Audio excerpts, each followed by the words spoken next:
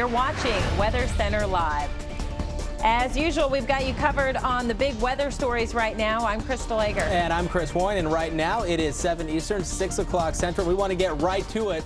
And this is National Rip Current Awareness Week, and there's an app to help you stay safe around rip currents. Joining us live via Skype is Dr. Jon Miller with the Stevens Institute of Technology. He came up with the idea for the Rip Current app. We talk about how you came up with this idea or why you came up with it, Doctor?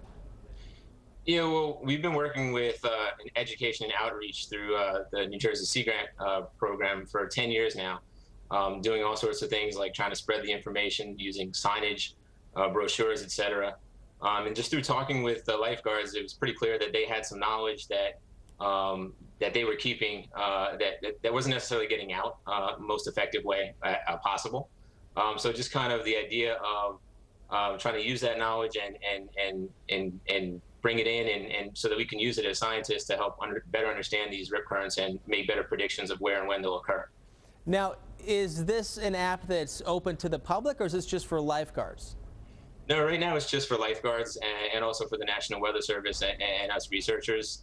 There's a number of reasons for that, but the real benefit to the public is that we're going to allow lifeguards to communicate better with each other. So basically, as soon as they enter a rip current, they'll know, other lifeguards up and down the coast will know that there's been a number of rip currents, for example, input in a certain area. So even though the conditions may not look right for rip currents, they may still be occurring. All this information then goes back to the Weather Service, and the Weather Service can take this and potentially improve their, raise their advisory, or in the future, as we develop a database, to actually use it to improve their forecasts of rip currents. Now, is that really the motivation behind it at the end, is that you just don't have the real-time data that you need, and this might fill the gaps a little bit? Is that what it's about? Yeah, most definitely. I've been involved with rip currents again for over a decade, and one of the big problems with rip currents is our database basically consists of lifeguards and their reports from when they make rescues. Rip currents happen all the time, and it's one of those things, if nobody's there to see it or report it, we don't really know that it occurs.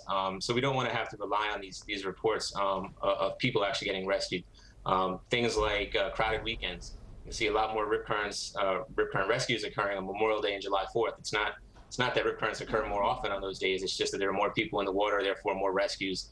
But we don't want to rely on that. We want to identify more rip currents, whether or not people are actually getting stuck in them or not.